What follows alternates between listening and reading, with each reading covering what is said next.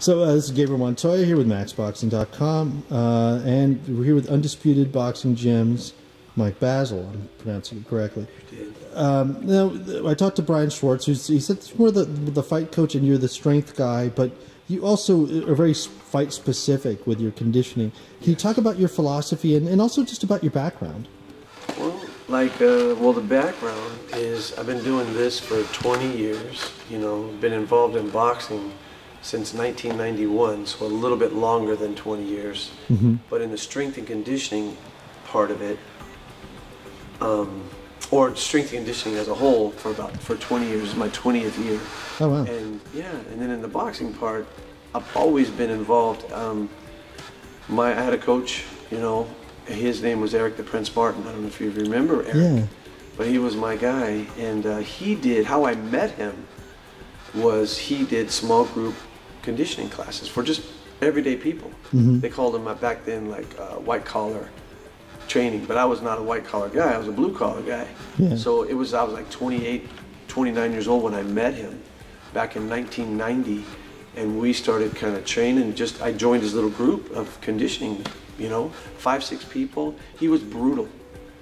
Gabe, I've never literally had the tongue hanging out of my mouth, not being able to put it back in. It's one of those kind of guys, you know, it was really tough. Your body starts to betray you, it's so tired. It was awful, and he did, but the thing was, this guy did everything we did. So I'm like, what is this, you know? So, but he was still fighting at the time, and you know, so he kind of inspired me. It was like my first inspiration to do it. I was a cook, I was a professional cook, so I still did that job. And that was my career. And then but as I slowly started to kind of fall in love with, I was a big boxing fan before, but then actually fall in love with the training aspect of it, the actual participation of it, you know, the sparring, you know, all these aspects, competing. I started getting this bug, but I knew I didn't want to be a fighter. It's not who I was, but I wanted to be involved in it some way. And I knew I could do what Eric did, but I was not him. Right. But I knew that there was something there for me. So, I mean, that is a whole nother story. Yeah. Of how I got involved. But basically, the boxing part, it just started kind of falling into play, you know, as I started becoming a trainer. Yeah. I started, you know, still in this area, meeting different fighters, and those guys kind of, because I love the sport, they kind of gravitated to me to help them with their training, conditioning, stuff like that. Even before, you know, like in the 90s and stuff. So I was doing this stuff, you know, for free. I just would help the guys. And then as it got more and more, you know, going along, I, you know, started working with, you know, Nonito Donaire. You know, he had walked into the gym one day doing an interview, using the ring as a backdrop. It was after when he first went to 115. Yeah. From 112, and he started talking to me, and he had no idea about strength and conditioning. And I had been working with a bunch of amateur guys, some pro MMA guys, and different things. And I just started talking to him about, look, this is what you look for. Look for this. If you want to come back and work out, we'll just work out, and I'll just kind of give you an idea what it's like, so you have an idea of what to look for when you find your guy. Sure. And he goes, I'm going to the Philippines for promotion stuff, and then I'll be back in about 4 weeks, and we'll do it. All right. Never thought I'd see him again.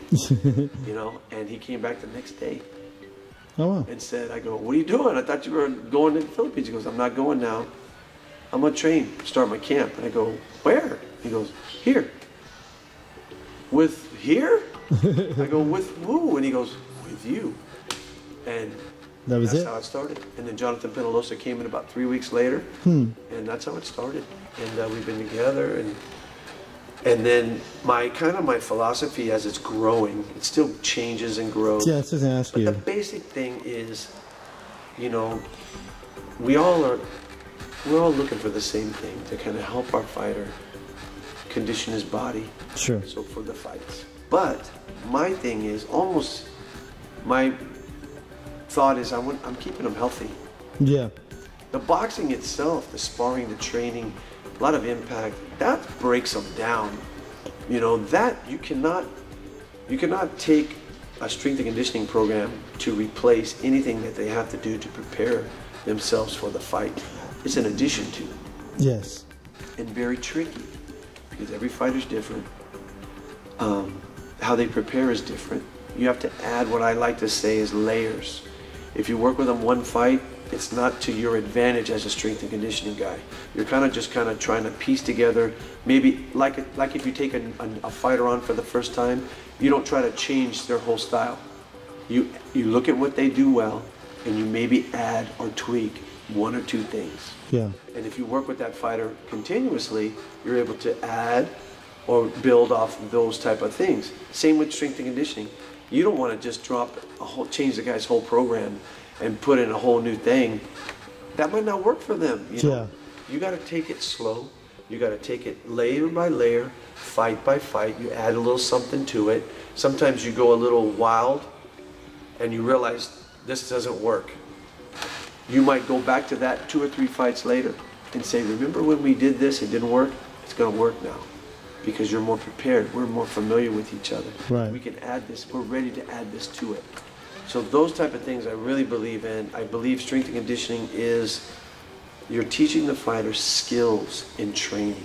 No different than the skills they learn in the ring, the jab, the cross, the hook, cutting the ring off, being able to fight inside, backing up, fight backing up. All these little nuances and little things that you learn, that fighters learn as their career moves on, those are things that you also, in strength and conditioning, it's not about just making someone throw up. I don't want to be something that just makes it hard for the sake of making it hard. Yeah. You learn the skills in the training. That's very, very important. And on top of that, everything has to transition in the ring. If I'm doing something with a guy and it's not working for him, I don't see it working in the ring. It doesn't help his footwork. He doesn't get a lot of explosiveness off it. His punches aren't coming off well. And we need to readjust that because it's not working. It's not about your system. It's about maximizing him. It's maximizing him. And there's things that I use. I'm a very core-oriented person. Yeah. You know, very Eastern philosophy type of person. And that I learned from when I started in training. I got into that right away. You know, away from the heavy chest and back, heavy legs, I got into that. Well, all of this connects with that strong base, and that base is that center. The core. And that's so wonderful for fighting, for throwing punches, for movement. I mean, all that stuff is, you use that all the time. Even if you're not consciously aware of it, you're using it. Yeah. So it's not, you know, and I agree with some trainers out there, strength trainers, that are like, you know, well, all that pose means nothing. You know, the strong 6'8" pack doesn't mean anything. Hey, a well-placed body shot will hurt any man, whether he has an 8-pack. Yeah. You know, it's all timing, just like anything else. But I do believe in the better condition you are, when you do get hurt, and you will get hurt, you will get tired, you will fatigue. You're not making superhuman people. They are human people, flesh and bone. This opponent is a very well-skilled guy, just like your guy. And he's there to do the same thing your guy's trying to do to him. And when you do have those things happen to you in the competition, in the fight, the better condition you are, the better you'll be able to handle it, the better you'll be able to overcome it and continue through the fight.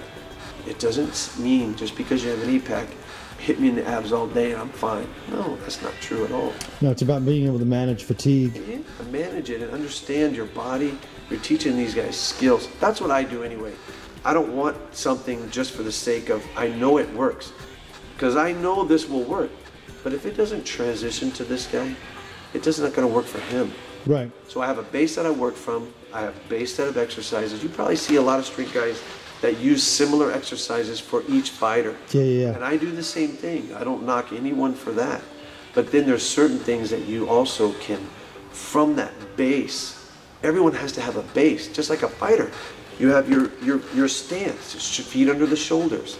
You move with keep your feet shoulder width apart when you move. If you want to go right, you step right. Move your left foot to close the gap. Want to move left, step left foot first.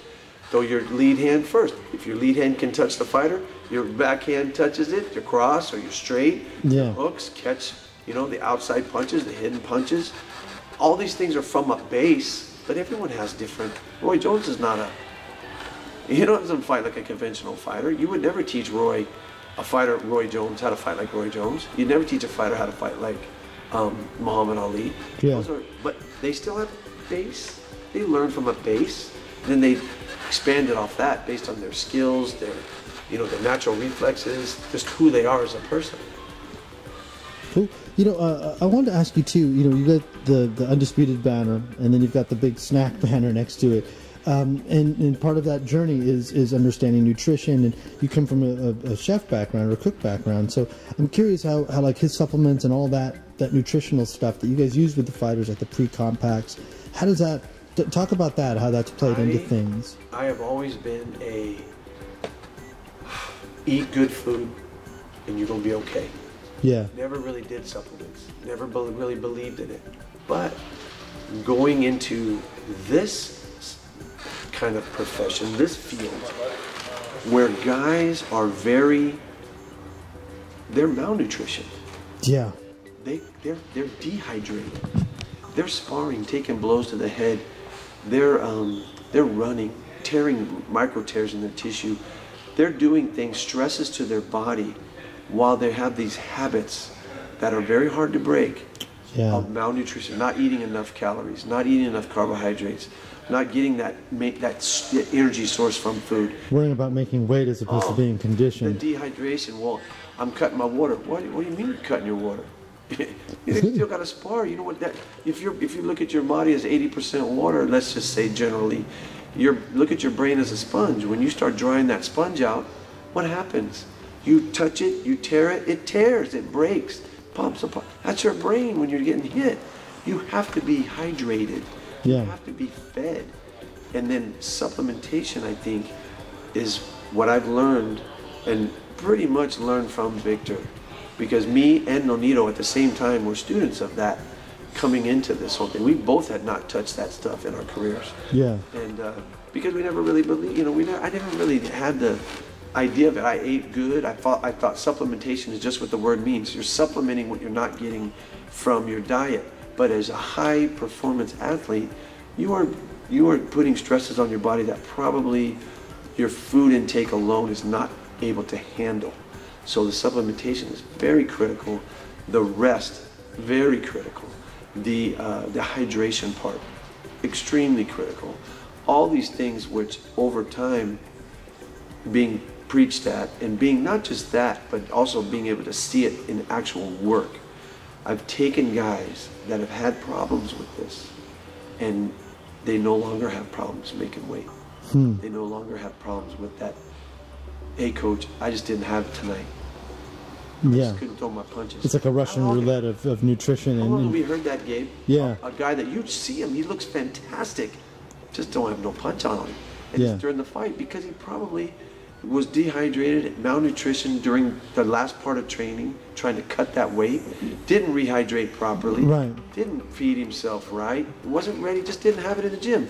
Can get rid of it, can get away with it 8 out of 10 times. But that's 9 and 10th time, they're disappointed in the ring. They just didn't have the pop. They couldn't get their punches off, couldn't move right. Don't know what happened to me. And so this is all fixing it in a sense. Like that. And we've learned that part of it, and that's been really beneficial, and I bought into it, as my age has increased. 50 this time, I'm 50 years old, and now I try to train to stay healthy, to stay fit, to be able to handle the workload of these guys. These are long days, and it's guy after guy, and your energy has to be up, and and I also use a lot of the supplements, the products. And the thing is it's not all about just what Victor sells and he has.